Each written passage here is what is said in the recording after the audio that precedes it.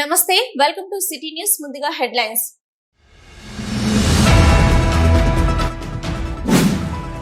సింగరేణి సంస్థ పరిరక్షించబడాలంటే పెద్దపల్లిలో కొప్పుల ఈశ్వర్ ఎంపీగా గెలవాలి.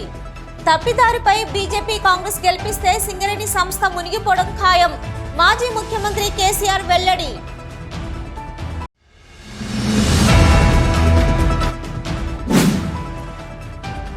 రామగుండంలో ఓపెన్ కాస్టులు రాకుండా కుర్చీ వేసుకొని కూర్చుంటానని మోసం చేసినందుకే ప్రజలు కేసీఆర్ ను నిన్న నడి చౌరస్తాలో నిల్చోబెట్టారన్న కాంగ్రెస్ కార్పొరేటర్లు బొంతల రాజేష్, మహంకాళి స్వామి.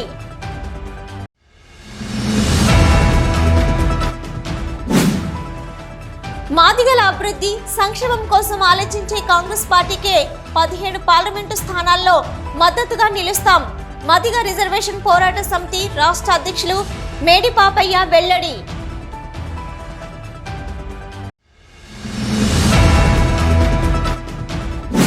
విజయవంతమైన కేసీఆర్ బస్సు యాత్ర. బీఆర్ఎస్ శ్రేణుల్లో జోష్ నింపిన KCR road show, corner meeting.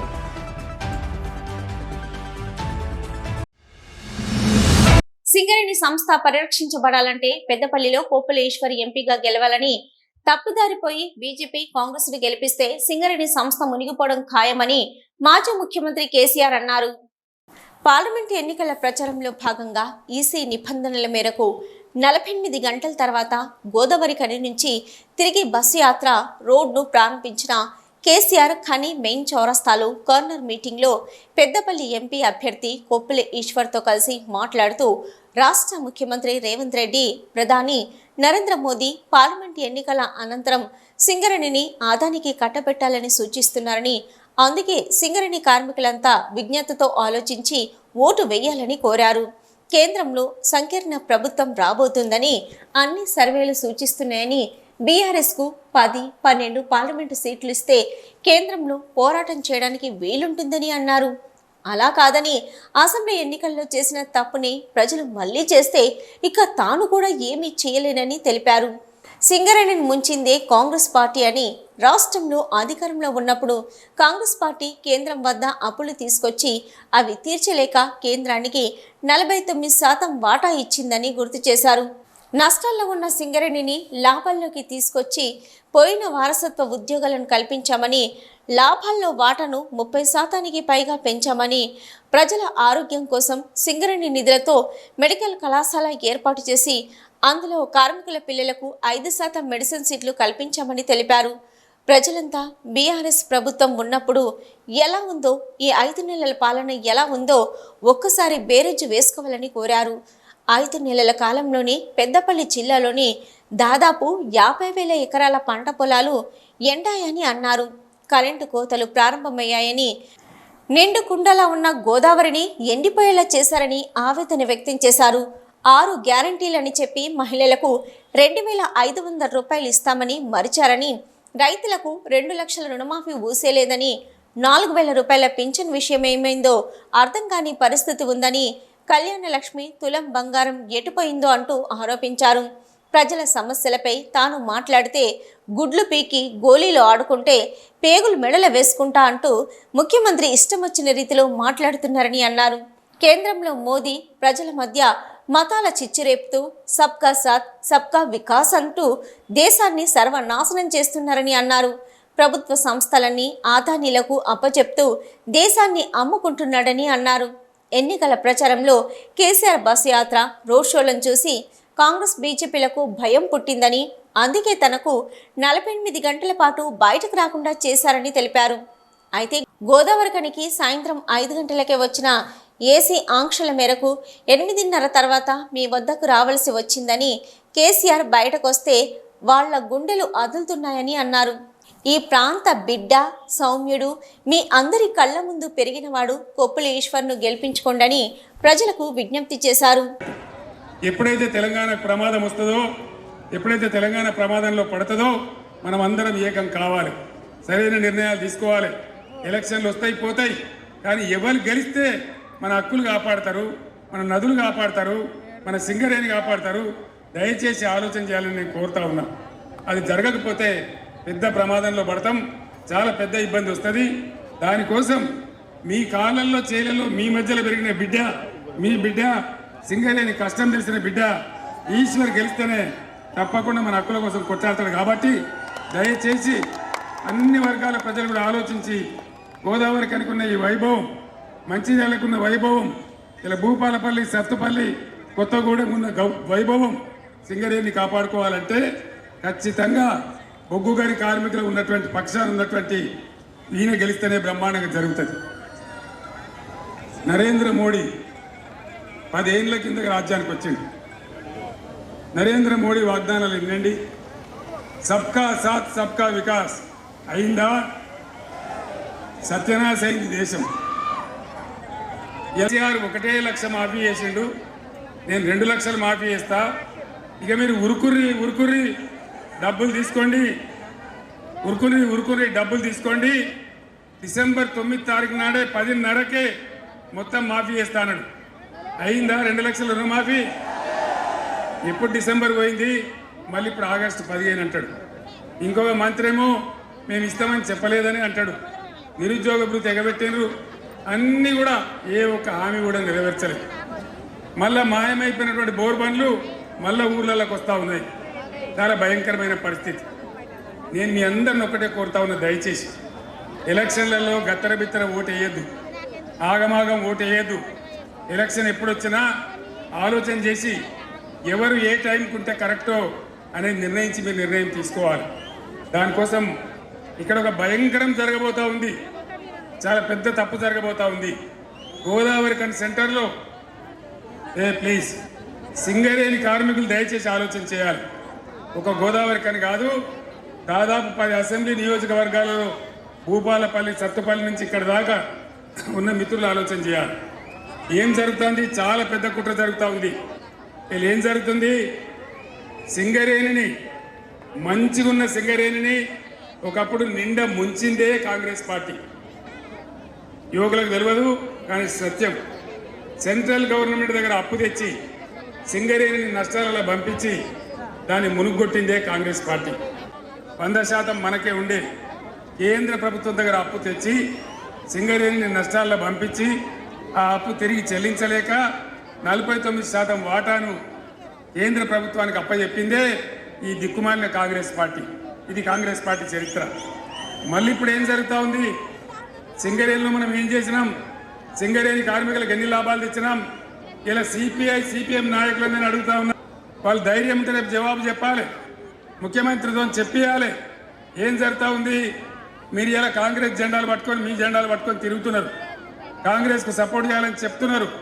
నేను మిమ్మల్ని ఒకటే ప్రశ్న అడుగుతా ఉన్నా. ఆనాడు సింగరేణి నష్టాల్లో ఉన్న సింగరేణిని లాభాల్లోకి తెచ్చినాం. హైటెక్, ఇంటెక్ పేరు మీద ఉన్నటువంటి కార్మిక సంస్థలు డిపెండెంట్ ఉద్యోగాల మీద సంతకం పెట్టి అవి మునుగొట్టిందే వీళ్ళు. బీఆర్ఎస్ ప్రభుత్వం వచ్చిన తర్వాత దాన్ని పునరుద్ధరించి బ్రహ్మాండంగా 19,000 మంది పిల్లలకు ఉద్యోగాలు కూడా ఇచ్చినాం. సింగరేణి సిమ్స్ అనే పేరు మీద, Singareni institute of medical sciences అనే పేరు మీద బ్రహ్మాండంగా ఇక్కడ మెడికల్ కాలేజీ పెట్టుకున్నాం.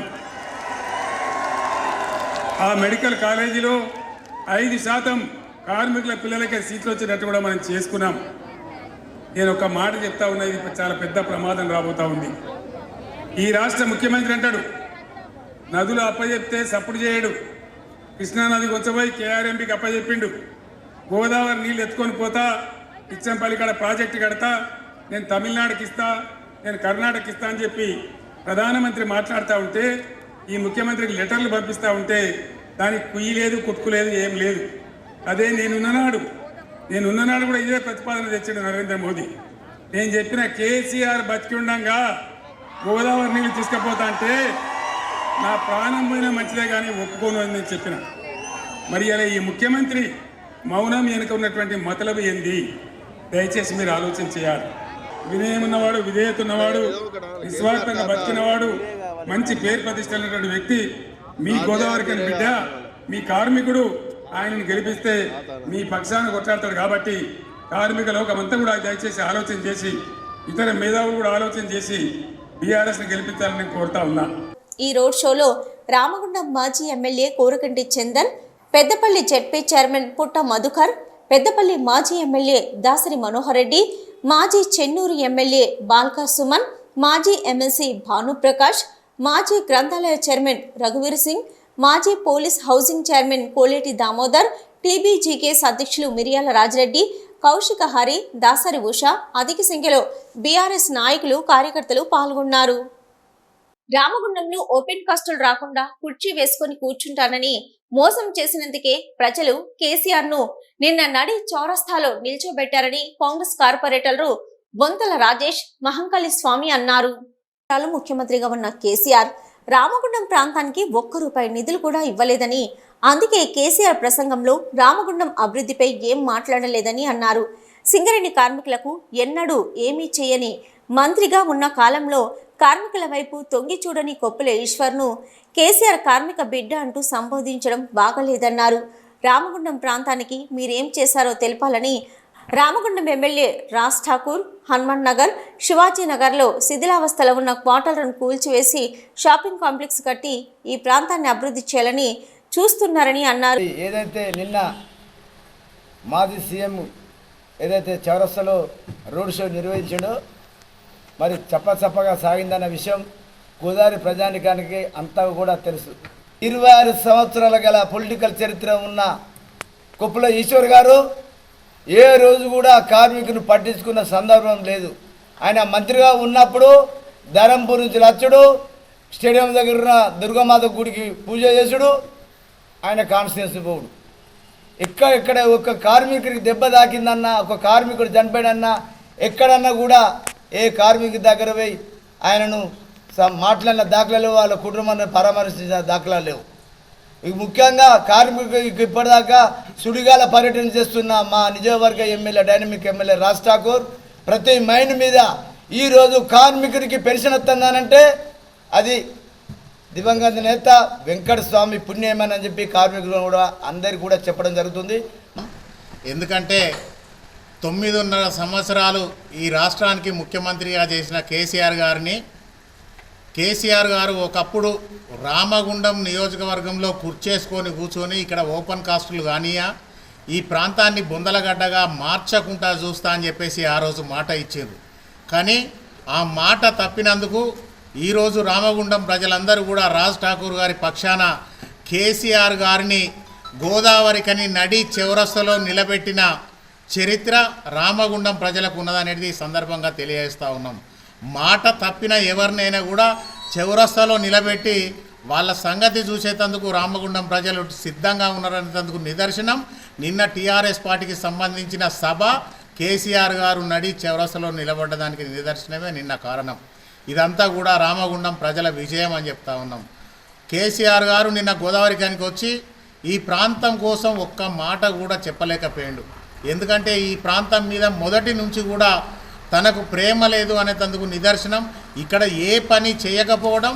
రామగుండం నియోజకవర్గానికి గత 9 సంవత్సరాలుగా ₹1 కూడా కేటాయించకుండా ఈ ప్రాంత ప్రజలను ఆయన అవమానపరిచిండు కనుకనే ఈరోజు ప్రజలు కేసీఆర్ గారిని గోదావరికని నడి చౌరస్తాలో నిలబెట్టడం జరిగింది. ఈ విలేకరుల సమావేశంలో కాంగ్రెస్ నాయకులు తిప్పారపు శ్రీనివాస్, గట్ల రమేష్, యుగేందర్, పంజా శ్రీనివాస్, సింహాచలం, మాలం మధు, ఓదేలు, మహంకాళి అంజయ్య, గడ్డం శ్రీనివాస్, సతానందం, మోహన్ తదితరులు పాల్గొన్నారు. మాదిగల అభివృద్ధి సంక్షేమం కోసం ఆలోచించే కాంగ్రెస్ పార్టీకి 17 పార్లమెంటు స్థానాల్లో మద్దతుగా నిలుస్తామని మాదిగ పోరాట సమితి రాష్ట్ర అధ్యక్షులు మేడి పాపయ్య తెలిపారు. గోదావరికని ప్రెస్ క్లబ్లో శనివారం ఏర్పాటు చేసిన విలేకరుల సమావేశంలో ఆయన మాట్లాడుతూ పెద్దపల్లి పార్లమెంటు నియోజకవర్గంలో కాంగ్రెస్ పార్టీ ఎంపీ అభ్యర్థి గడ్డం వంశీకృష్ణను మాదిగలంతా గెలిపించుకుంటామని అన్నారు. బీజేపీ ప్రభుత్వం 10 సంవత్సరాలు అధికారంలో ఉంది. ఎస్సీ వర్గీకరణ చేపట్టకుండా మాదిగలను మోసం చేసిందని, మోదీ మళ్లీ అధికారంలోకి వస్తే రాజ్యాంగాన్ని మార్చి దళితులకు రిజర్వేషన్లు లేకుండా చేయాలని చూస్తున్నారని ఆరోపించారు. మాదిగలంతా బీజేపీ పార్టీకి ఓటు వేయొద్దని కోరారు. బీఆర్ఎస్ పార్టీ అధికారంలో ఉండగా ఎస్సీ సప్లాన్ నిధులను దుర్వినియోగం చేశారని, దీనిపై కాంగ్రెస్ ప్రభుత్వం దర్యాప్తు చేయాలని డిమాండ్ చేశారు. మాదిగలంతా తెలంగాణలో ఉన్నటువంటి 17 పార్లమెంటు స్థానాలకి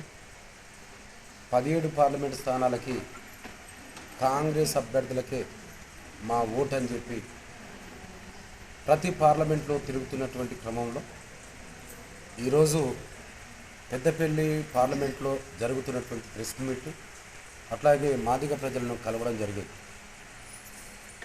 కాంగ్రెస్ పార్టీ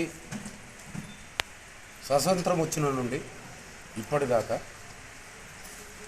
దళితుల రిజర్వేషన్లను, దళితుల సంక్షేమాన్ని, దళితుల అభివృద్ధిని ఆకాంక్షించి పరిపాలించింది వాళ్ళ ప్రభుత్వంలో ఉన్నప్పుడు. కానీ 10 సంవత్సరాల కేంద్ర ప్రభుత్వ పరిపాలనలో మోడీ గారు ఒక నియంతగా దళితుల రిజర్వేషన్లను తొక్కేసే పనిలో, రాజ్యాంగాన్ని మారుస్తామని చెప్పి అక్కడక్కడ వాళ్ళ యొక్క ఎంపీలు మంత్రులు ప్రకటన చేయడం, ఈ దేశాన్ని విచ్ఛిన్నం చేస్తున్నటువంటి బీజేపీ పార్టీని ఓడించడమే మా లక్ష్యం. మణిపూర్ లాంటి రాష్ట్రంలో మహిళలపైన విచ్చలవిడిగా వందలాది మంది చూస్తున్నటువంటి క్రమంలోనే ఆ మహిళలపై అత్యాచారం చేసి పెట్రోల్ పోసి తలగబెడితే కూడా ఆ రాష్ట్రానికి ఇప్పటికి పోయినటువంటి ప్రధానమంత్రి మాకు అవసరమా? దళితుల రక్షణ కోరేటువంటి, దళితుల సంక్షేమాన్ని కోరినటువంటి కాంగ్రెస్ పార్టీ అవసరమా అనేది మాదిగ ప్రజలు తెలుసుకోవాలి. ఈ భారతదేశంలో ప్రధానమంత్రి మోడీ అయిన నుండి వాడవాడల హిందూయిజాన్ని మతం పేరు మీద అనేక రకాలుగా దాడులు దౌర్జన్యాలు జరుగుతాయి. మా ప్రభుత్వం రాగానే కేంద్రంలో 100 రోజుల్లోనే ఎస్సీ వర్గీకరణ చేస్తానన్నటువంటి ఒక నియంత, మరి 10 సంవత్సరాలు అయిందిగా ఎస్సీ వర్గీకరణ ఎందుకు చేయలేకపోయాను? ఎందుకు ఇంత నిర్లక్ష్యం చేస్తూ ఉన్నావు? ఎందుకు ఈ మాదిగల పైన ముసలి కన్నీరు గారుస్తూ ఉన్నావు? మాదిగల సభల పేర్ల మీద లక్షల మంది మీటింగ్ రావచ్చు, నువ్వు రావచ్చు, మీ మోడీ రావచ్చు, మీ వెంకయ్య నాయుడు రావచ్చు, మీ సుష్మా స్వరాజ్ క్రిస్దేశీలు ఆమె రావచ్చు, కానీ మాదిగల సమస్యల పట్ల మీరు మాట్లాడే పరిస్థితి లేదు. ఈ విలేకరుల సమావేశంలో మాదిగ రిజర్వేషన్ పోరాట సమితి నాయకులు కొండ్ర శంకర్, దుర్గా ప్రసాద్, మొండి, వేల్పుల మల్లేష్, లింగయ్య, రాజయ్య, కన్నూరి బాబు, సారమ్మ తదితరులు పాల్గొన్నారు. మాజీ ముఖ్యమంత్రి కేసీఆర్ శనివారం చేపట్టిన బస్సు యాత్ర విజయవంతమైంది. పార్లమెంట్ ఎన్నికల ప్రచారంలో భాగంగా మాజీ ముఖ్యమంత్రి కేసీఆర్ గోదావరిఖనిలో చేపట్టిన road show, corner meeting BRS శ్రేణుల్లో జోష్ నింపింది. కేసీఆర్ రోడ్ షోకు ప్రజలు బ్రహ్మరథం పట్టారు. సింగరేణి గెస్ట్ హౌస్ నుంచి బస్సు యాత్ర ద్వారా గోదావరిఖని మున్సిపాలిటీ జంక్షన్కు చేరుకోగానే టీ జంక్షన్ వద్ద మాజీ ఎమ్మెల్యే కోరుకంటి చందర్, కౌశిక హరి, గోపు ఐలయ్య యాదవ్ ఘన స్వాగతం పలకగా మహిళలు మంగళ హారతులు పట్టారు. కళాకారులు డప్పు చప్పులతో కేసీఆర్ను ఖని చౌరస్తా వరకు తీసుకొచ్చారు. అసెంబ్లీ ఎన్నికల అనంతరం మొదటిసారిగా గోదావరిఖని పట్టణానికి వచ్చిన కేసీఆర్కు ప్రజలు బ్రహ్మరథం పట్టారు. కేసీఆర్ను చూడ్డానికి ప్రజలు, మహిళలు తండోపతండాలుగా తరలివచ్చారు. దీంతో బీఆర్ఎస్ శ్రేణుల్లో ఫుల్ జోష్ వచ్చింది. బీఆర్ఎస్ పెద్దపల్లి ఎంపీ అభ్యర్థి కొప్పుల ఈశ్వర్ గెలుపుకు కేసీఆర్ రోడ్ షో దోహదపడేలా కేసీఆర్ కార్నర్ మీటింగ్ జరిగింది. ఇక కేసీఆర్ ప్రసంగం అనంతరం తిరిగి వెళ్తుండగా ప్రజలు కేసీఆర్ను చూడ్డానికి, ఆయనతో కరచలనం చేయడానికి ఎగబడ్డారు.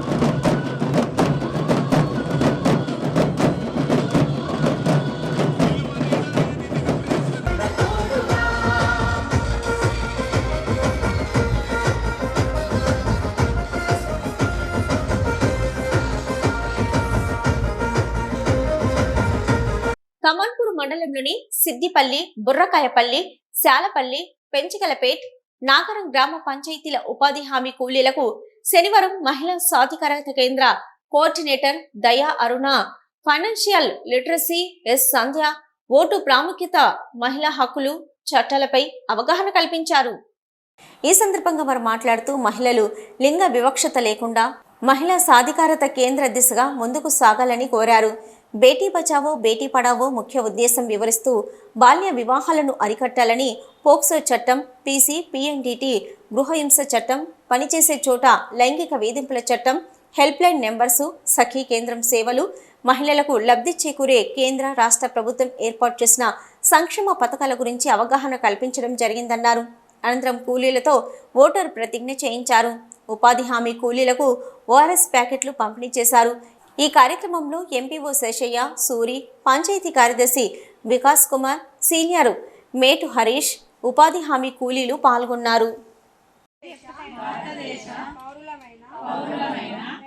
మేము ప్రజాస్వామ్యంపై విశ్వాసంతో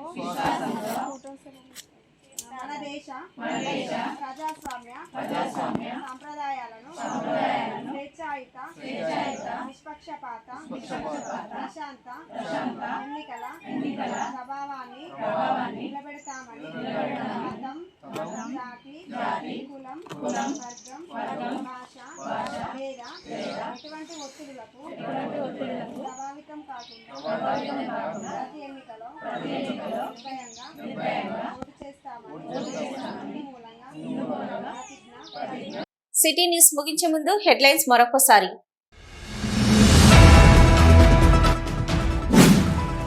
సింగరేణి సంస్థ పరిరక్షించబడాలంటే పెద్దపల్లిలో కొప్పుల ఈశ్వర్ ఎంపీగా గెలవాలి. తప్పిదారిపై బీజేపీ కాంగ్రెస్ గెలిపిస్తే సింగరేణి సంస్థ మునిగిపోవడం ఖాయం. మాజీ ముఖ్యమంత్రి కేసీఆర్ వెల్లడి.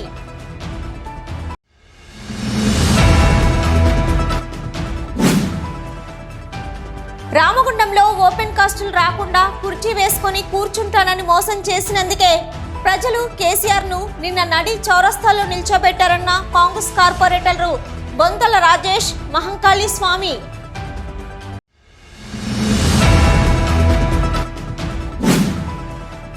మాదిగల అభివృద్ధి సంక్షేమం కోసం ఆలోచించే కాంగ్రెస్ పార్టీకే 17 పార్లమెంటు స్థానాల్లో మద్దతుగా నిలుస్తాం. మాదిగ రిజర్వేషన్ పోరాట సమితి రాష్ట్ర అధ్యక్షులు మేడి పాపయ్య వెల్లడి.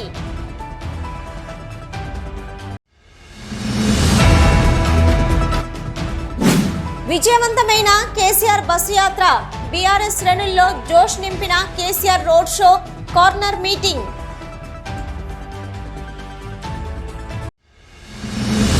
ఇవి ఇప్పటివరకున్న సిటీ న్యూస్. నమస్తే.